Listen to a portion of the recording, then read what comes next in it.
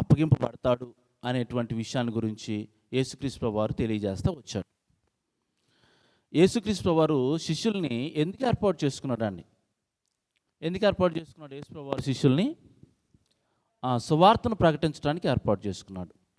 దేవుని వాక్యాన్ని ప్రకటించడానికి ఏర్పాటు చేసుకున్నాడు. అపోస్తలులందరినీ కూడా ఏర్పాటు చేసుకున్నప్పుడు, 12 మందిని ఏర్పాటు చేసుకున్నప్పుడు, మనం మత్తయి సువార్త 10వ అధ్యాయంలో చూసినప్పుడు వాళ్ళని పంపించేటప్పుడు వాళ్ళకి ఇవ్వాల్సినటువంటి సలహాలు యేసుప్రభు వారు ఇవ్వడం మనం చూస్తాం.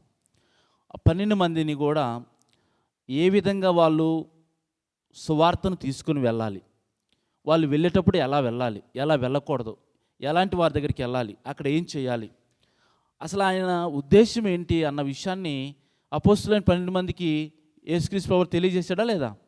తెలియజేశాడు. 12 మందికి ఆ విషయాలు తెలియజేశాడు. అందులో 12 మంది ఉన్నారు.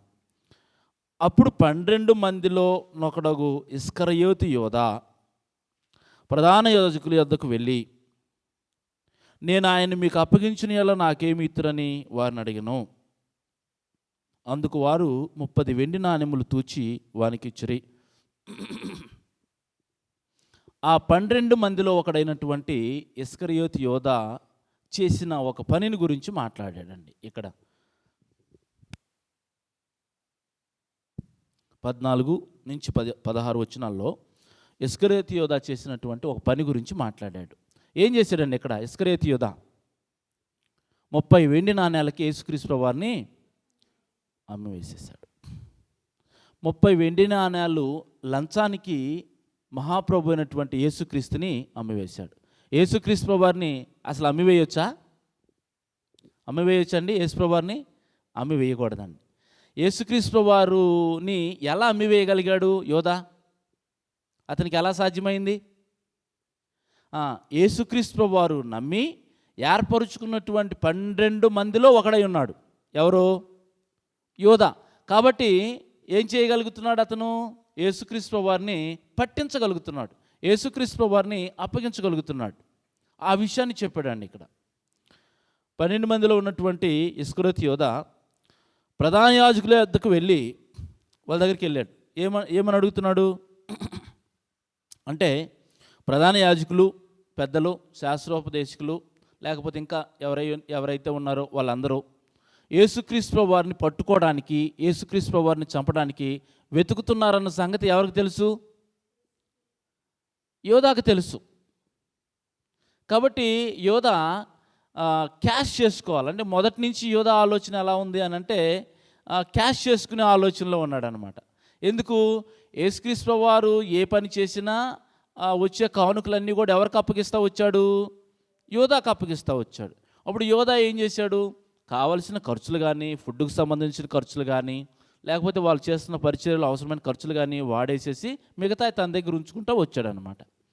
అలా మనీ పరంగా ఆలోచన చేసిన ఇస్కరియోతు యోధా యేసుక్రీస్తు ప్రభువారి దగ్గర కూడా ఏం చేసేసాడు? మిస్టేక్ చేసేసాడు. ఎలాంటి మిస్టేక్ చేశాడు? అదే వ్యామోహంలో ఉండి ఆయన్ని అమ్మివేసేసాడు. 30 వెండి నాణెములు తూచి వానికి ఇచ్చిరి. వాడప్పటి నుండి ఆయనను అప్పగించుటకు తగిన సమయము వెదుగుచుండెను. మత్తయి సువార్త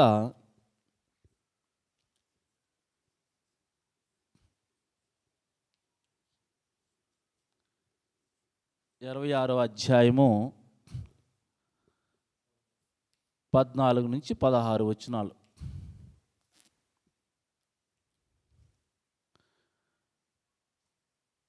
యోధా, ఇస్కరియోతు యోధా యేసుక్రీస్తును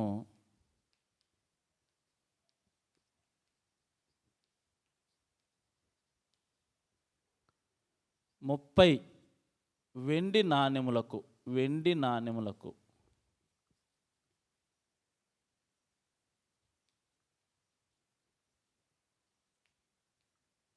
అమ్ముట.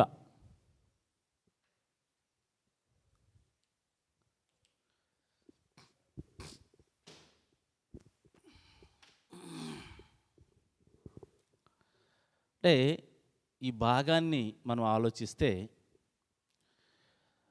ఈ ఈ ప్యాసేజ్లో ఉన్న విషయం అంతా కూడా 30 వెండి నాణ్యాలకి యోధ యేసుప్రభు వారిని అమ్మిన సందర్భం మనకు కనిపిస్తుంది. 30 వెండి నాణ్యాల లంచం తీసుకొని యోధ నమ్మిన ప్రభువుని అప్పగించాడు. వాస్తవానికి యేసుక్రీస్తు వారు ఎందుకు వచ్చాడు ఈ లోకానికి? అలాంటి యోధ లాంటి అనేకులను ఏం చేయడానికి వచ్చాడు? మార్చడానికి వచ్చాడు. ఇంకా ఎందుకు వచ్చాడు? వారిని దేవుని కుమారులు దేవుని కుమార్తెలుగా తయారు చేయడానికి వచ్చాడు. అన్నిటికంటే ముఖ్యంగా వాళ్ళకి విమోచన ఇవ్వడానికి వచ్చాడు యేసుప్రభు వారు. అలాంటి వారికి విమోచన ఇవ్వడానికి వచ్చిన యేసుక్రీస్తునే ఏం చేశాడు యోధ? ఎన్నోసార్లు చెప్పుంటాడు, నేను చనిపోబోతున్నాను, నేను మరణించబోతున్నాను చెప్పాడు. ఎన్నోసార్లు చెప్పాడు, ముందుగానే చెప్పాడు. నేను యూదులకు అప్పగింపబడతాను, వాళ్ళు నన్ను చంపేస్తారు, నేను మరలా మూడో రోజు తిరిగి లేస్తాను. చాలా సందర్భాల్లో యేసుప్రభు వారు చెప్పాడా? కనీసం కొద్దిగా ఆలోచన చేయాలి. ఏం ఆలోచన చేయాలి యోధ? అరే, యేసుప్రభు వారిని అప్పగిస్తారట, యేసుప్రభు వారిని వాళ్ళు చంపేస్తారట, కనీసం ఇలాంటి ఈ భయంకరమైన పరిస్థితుల్లో నా హస్తము అందులో ఉండకూడదు అని. అంటే జనరల్గా కొద్దిగా మనం ఏదన్నా నీతి ఆలోచిస్తే ఏం తీసుకోవచ్చు ఇందులో నీతి? యోధాని యేసుప్రభు వారు నమ్మి ఏర్పాటు చేసుకున్నాడా, నమ్మకుండా ఏర్పాటు చేసుకున్నాడా? నమ్మి ఏర్పాటు చేసుకున్నాడు. ఎంతమందిలో ఒకటిగా ఏర్పాటు చేసుకున్నాడు యోధాని యేసుప్రభు వారు? అత్యంత ప్రతిష్టాత్మకమైన ఎన్నిక వాస్తవానికి. అది 1000 మందిలో, 1,00,000 మందిలో, 2,000 మందిలో, 100 మందిలో కాదు, 12 మందిలో ఒకటిగా ఏర్పాటు చేసుకున్నాడు యేసుప్రభు వారు. అంటే 12 మందినే యేసుప్రభు ఏర్పాటు చేసుకున్నప్పుడు వాళ్ళకి ఎంత ఇంపార్టెన్స్ ఇచ్చుంటాడు, ఎంత ప్రాముఖ్యతనిచ్చుంటాడు. యోహోను అంటాడు కదా, మొదటి పత్రిక 1:1 అంటాడు కదా, జీవవాక్యమును గుర్చున్నది మేము దేని గురించి వింటిమో నిదానించి కనుగొంటిమో, మా చేతులు దేన్ని తాకి చూచునో దానినే మీకు తెలియజేస్తున్నాం. అంటే యేసుప్రభు వారు ఈ 12 మందికి ఎంత ఇంపార్టెన్స్ ఇచ్చాడంటే, వాళ్ళు కలిసి ప్రభుతో పడుకునేంత స్వతంత్రం ఇచ్చాడు, కలిసి భోజనం చేసేంత స్వతంత్రం ఇచ్చాడు. యేసుక్రీస్తు ప్రభు వారు ఎక్కడికి వెళ్తే అక్కడికి వాళ్ళు కూడా వచ్చి ప్రాధాన్యతను కలిగి ఉండేటువంటి వ్యక్తులుగా యేసుక్రీస్తు ప్రభు వారు వాళ్ళకి ఇంపార్టెన్స్ ఇచ్చాడు, అంత ప్రాముఖ్యతనిచ్చాడు. కానీ యోధ ఏం చేశాడు? ఉంటారా ఇలాంటి వాళ్ళు? ప్రతి చోట ఒకళ్ళు ఉంటారు, ఒకళ్ళిద్దరు ఉంటారు కదా, ప్రతి చోట ఉంటారు. ప్రతి కుటుంబంలో ఉంటారా? యోధ యేసుప్రభు వారిని నమ్మి ఏం చేశాడు? యేసుప్రభు వారికి గౌరవాన్ని కాపాడాడు కదా, కాపాడా? యేసుక్రీస్తు వారు ఏర్పాటు చేసుకున్న ఆ ఎన్నికకు వాల్యూ ఇచ్చేటట్లుగా చేశాడా? ప్రభు శిష్యులు ఇదిగో ఇంత గొప్ప వాళ్ళు అనేటట్లుగా చేశాడా? ఏం చేశాడు యోధ? ఆయన ఎంచుకున్న ఎన్నికని లోపభూయిష్టంగా చేసేసాడు, లేకపోతే దాన్ని అగౌరవపరిచాడు యోధ. ఒక వ్యక్తి, ఎవరైనా ఇలాంటి వ్యక్తి ఒక కుటుంబంలో ఉన్నాడు అనుకో, ఆ కుటుంబం పరిస్థితి ఏంటి? ఒక 10 మంది కుటుంబ సభ్యులు ఉన్నారనుకోండి, అందులో ఒకడు తాగుబోతు అనుకోండి. ఆ తాగుబోతు ఎక్కడో రోడ్డు మీద తాగేసేసి బట్టలు ఎట్టిపోతున్నాయి తెలియకుండా విచ్చలవిడిగా తాగి పడిపోయి ఉన్నాడు అనుకోండి. ఇప్పుడు ఆ ఒక్క త్రాగుబోతు వలన ఎంతమందికి గౌరవం పోతుంది? మొత్తానికి గౌరవం. ఇప్పుడు వీళ్ళందరూ గౌరవంగా బ్రతికే వాళ్ళే, జాగ్రత్తగా బ్రతికే వాళ్ళే, వాళ్ళ పని వాళ్ళు చూసుకొని చక్కగా వాళ్ళు కుటుంబాలని పోషించుకుంటూ బ్రతుకుతున్న వాళ్ళే. కానీ ఈ ఒక్క వ్యక్తిలో ఉన్న ఈ చెడ్డ వ్యసనం వలన ఎంతమంది గౌరవం పోయింది? అందరి గౌరవం పోయింది. అంటే యోధ లాంటి వాడు ఒకడుంటే ఆ కుటుంబం గౌరవం పోద్ది, ఆ కుటుంబం ఒక విధంగా అవమానం పాలవుతుంది. ఆ కుటుంబం, ఒక కుటుంబమే అవ్వచ్చు, ఒక కంపెనీ అవ్వచ్చు, ఒక స్కూల్ అవ్వచ్చు, ఒక వ్యవస్థ అవ్వచ్చు, ఏదైనా కావచ్చు. ఈరోజు అనేక కుటుంబాలు కలిసి ఒక సంఘంగా దేవుడు ఏర్పాటు చేయాలనుకున్నాడు. కుటుంబానికి ఒకడు ఉంటే సంఘంలో ఎంతమంది ఉంటారు? ఎంతమంది ఉంటారు సంఘంలో? చాలామంది ఉంటారు కదా, ఉంటారా? ఎంతో కొంతమంది ఉంటారు. అప్పుడు మనం ఏమి నేర్చుకోవచ్చు? ఈ మాటను బట్టి నీతి ఏమి నేర్చుకోవచ్చు? మనలను నమ్మిన ప్రభువుకి మనం ఎప్పుడు ద్రోహము చేయకూడదు. మనలను నమ్మి, మనకి సభ్యత్వాన్ని ఇచ్చి, మనల్ని ప్రేమించి, మనకు కావలసినటువంటి ఆత్మ సంబంధమైన స్టేటస్ని ఇచ్చిన మహోన్నతుడైనటువంటి ఆ దేవుని యొక్క సంఘాన్ని అగౌరవపరిచేటట్లుగా ఏ పని చేయకూడదు. ఇంకా ఏమి నేర్చుకోవచ్చు? యోధా గురించి మనం ఒకవేళ ఆలోచన చేస్తే, యోధా చేసిన దాంట్లో మనం అలా ఉండకూడదు అనుకోవడానికి, లేకపోతే అలా చేయకూడదు అనుకోవడానికి ఇంకా ఏమైనా మనం నేర్చుకునే అవకాశం ఉందా? ఏ విషయాలు మనం అలాగా ఆలోచన చేయొచ్చు యోధా గురించి? ఏం చేశాడు? ఒకసారి మళ్ళీ చదువుదామా? ఒకసారి చదవండి. 14-16 వచనాలు.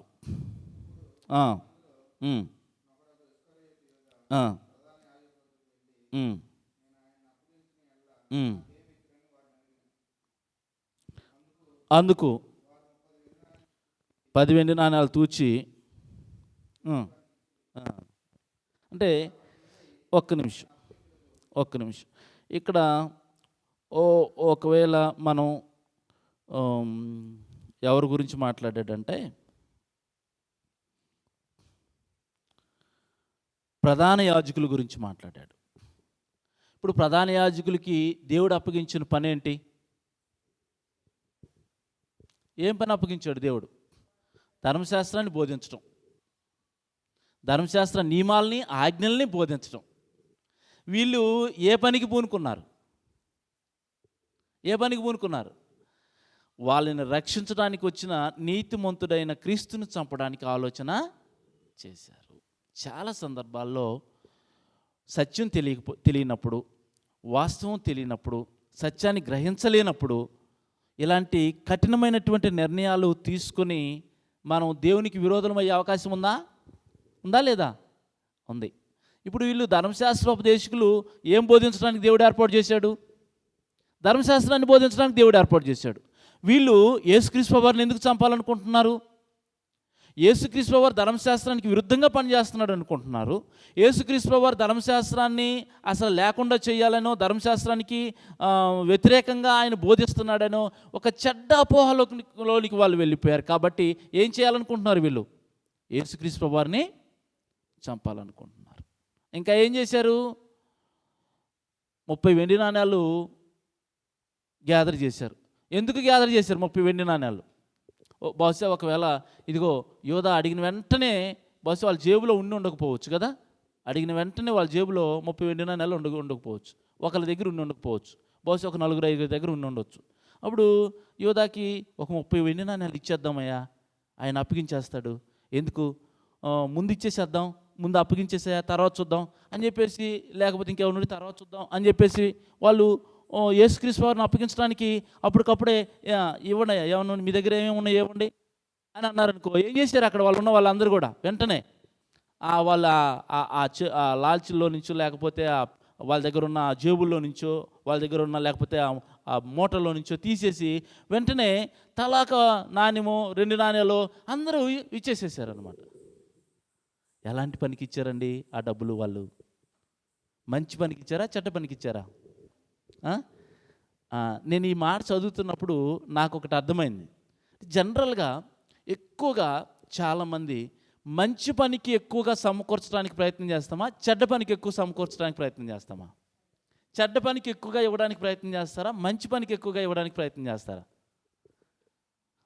దుబారాగా ఖర్చు పెట్టడానికి ఎక్కువ ఇష్టపడతామా, సత్య సంబంధమైన ఒక మంచి పని కోసం దేవునికి ఇవ్వడానికి ఎక్కువగా ఆలోచన చేస్తామా? కదా, అవునా కదా? దుబారాగా ఒక 1000-2000 అయినా సరే అలా వెళ్ళి ఇలా వస్తే ఖర్చు పెట్టేసేసుకోవచ్చు. కానీ దేవునికి చందా ఇచ్చేటప్పుడు మాత్రం ఎలా ఇవ్వగలుగుతాం? పిసినితనంగా ఇస్తాం. కారణం ఏంటి?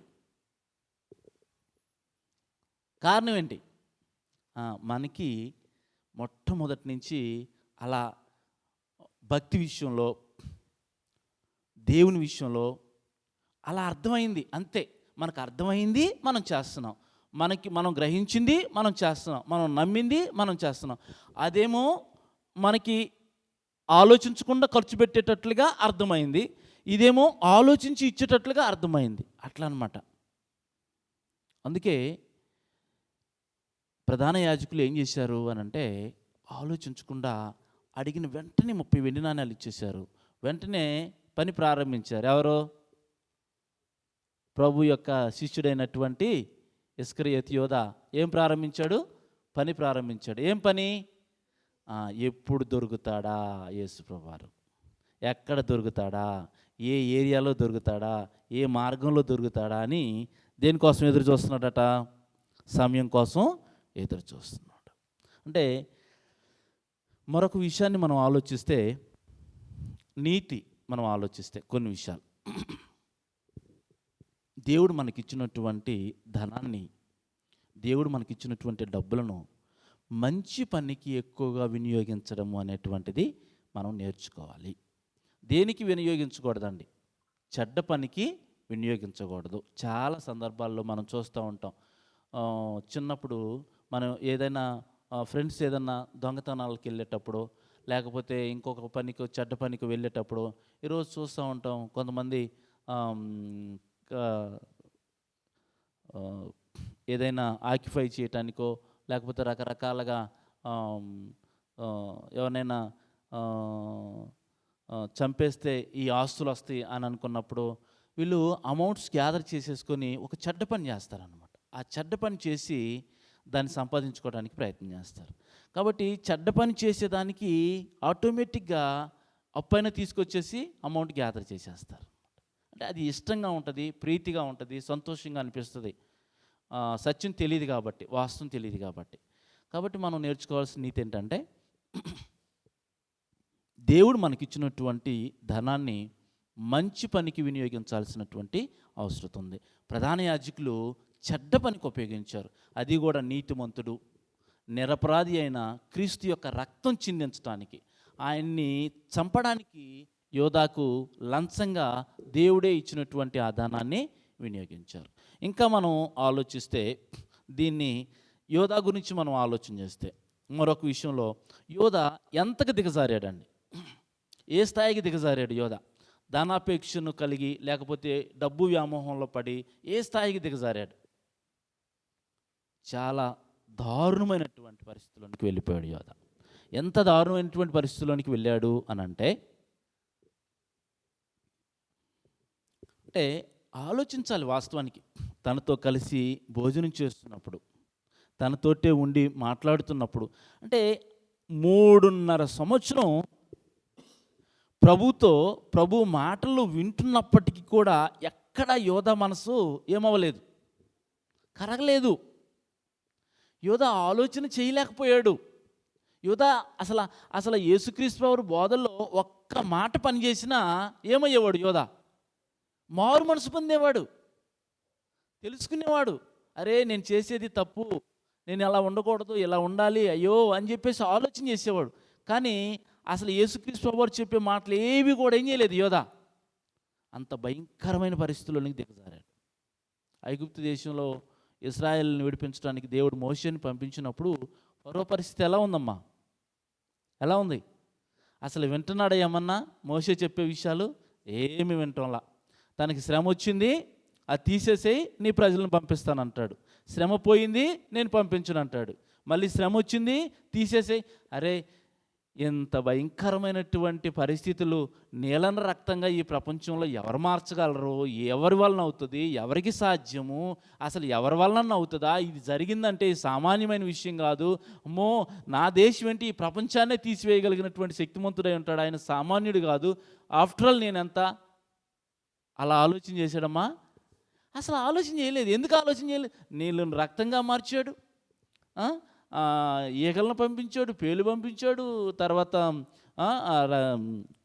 చీకటిగా చేశాడు. ఇంత చేసినా కూడా ఏం చేయలేదు అతనికి.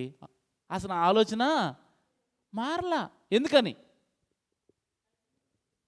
కఠినమైపోయింది. ఇప్పుడు యోధా పరిస్థితి ఏంటి? యోధా పరిస్థితి కూడా మనం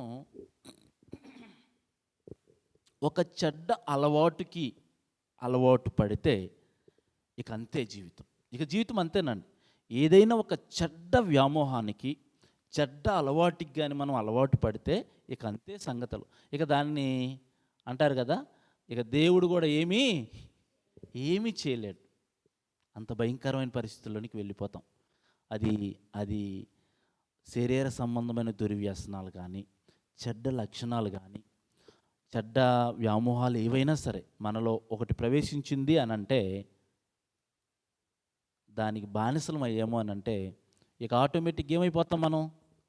ఇంకెవరు మార్చలేరు, ఎవరి వల్ల కాదు. ఎందుకంటే మనసు కఠినమైపోయింది. అక్కడ సాతాను సింహాసనం వేసుకొని కూర్చుంటాడు. అదనమాట. కాబట్టి ఏం నేర్చుకోవచ్చు ఇక్కడ యోధాను బట్టి మనం? యోధా ఎలాంటి చెడ్డ వ్యామోహానికి లోనైపోయాడు, ఎంత దిగజారిపోయాడు యోధా. 30 వెండి నాణ్యాలకి ఏం చేశాడు? యేసు ప్రభువుని నమ్మేసేసాడు. అంత దిగజారాడు, అంత భయంకరంగా దిగజారాడు. ఎందుకు అలాగా 30 వెండి నాణ్యాలకి యేసు ప్రభువారిని అమ్మే అంతగా ఎందుకు దిగజారాడు?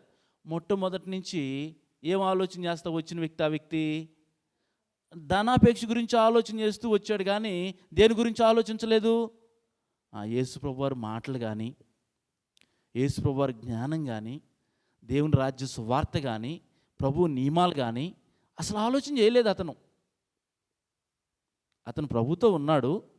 ప్రతిదీ కూడా ఎవరైనా వస్తే ఈయన స్వస్థత చేస్తే వచ్చే కానుక తీసుకెళ్ళి దాంట్లో వేసేసుకుంటాడు. ఇంకా అంతే. ఇక అదే పని మీద ఉన్నాడు యోధా. కాబట్టి పోనీ యేసుక్రీస్తు ప్రభువారిని ఒకసారి అప్పగిస్తే నాకు డబ్బులు ఏడపోతాయి అని ఆలోచన చేశాడా? అది కూడా ఆలోచన చేయాల. అదేదో కథ ఉంటుంది కదా, బంగారు కోడి పెట్ట ఒకసారి కోసేస్తే గుడ్లు మొత్తం ఒకసారి వస్తాయి అనుకున్నాడట. ఒకసారి కోసేస్తే గుడ్లన్నీ ఉంటాయమ్మా, 30 రోజులు పెట్టే గుడ్లు ఒకసారి వస్తాయా? పెట్టలో నుంచి రావు. అది రోజుకు ఒక గుడ్డు పెట్టిద్దా? రోజుకు ఒక గుడ్డు పెడుతుంటే ఒకసారి కోసేద్దాం గుడ్లు వస్తాయి అనుకున్నాడట. పోనీ అలాగ కూడా ఆలోచన చేశాడా యోధా? అలా కూడా ఆలోచన చేయలేదు. ఒక్కసారే కోసేసేసి తీసేసుకోవాలి అని అనుకొని 30 వెండి నాణ్యాలకి యేసు ప్రభువారిని అమ్మివేశాడు. అంటే ఈ 14 నుంచి 16 వచనాల్లో ఒక 2-3 విషయాల్లో యోధా జీవితాన్ని గురించి, ప్రధాన యాజకుల జీవితాన్ని గురించి మనం నీతి నేర్చుకోవచ్చు. అలాగే యేసుక్రీస్తు వారికి కూడా తెలుసా యోధా అప్పగిస్తున్నాడని? తెలుసా తెలీదా? ఆ తర్వాత మనం చూస్తాం ఆ విషయాన్ని తర్వాత చూస్తాం. యేసు వారికి తెలుసు. అయినా సరే యేసుక్రీస్తు వారు అతన్ని ఏమీ సైలెంట్గా ఉన్నాడు, చూస్తూ ఉన్నాడు, పరిస్థితులు గమనిస్తూ ఉన్నాడు. ఎక్కడ కూడా ఆయన ప్రవర్తనలో మార్పు రాలేదు. ఆయనలో యోధా పట్ల కానీ, ద్వేషం కానీ, లేకపోతే విరోధ భావం కానీ ఆయన తెచ్చుకోలేదు. ఎందుకని? ఆయన స్వభావం నీతియుక్తమైంది, ఆయన నీతిగానే వ్యవహరిస్తున్నాడు అన్నమాట. అలాగా. కాబట్టి 26 14 నుంచి 16 మనం ఆలోచన చేస్తే, యేసు ప్రభువారిని 30 వెండి నాణ్యాలు లంచం తీసుకొని యోధా అమ్మేసేసాడు. ఆ విషయాన్ని మనం 14 నుంచి 16 వచనాలకి చూసాం. ఆ తర్వాత మనం 26వ అధ్యాయము మరొక భాగాన్ని మనం